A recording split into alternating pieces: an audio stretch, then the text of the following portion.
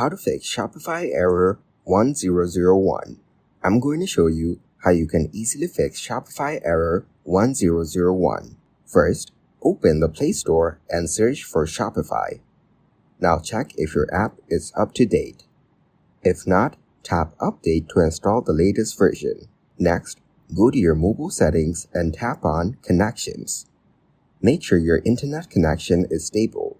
If necessary, turn off your Wi-Fi and turn it back on after a few seconds.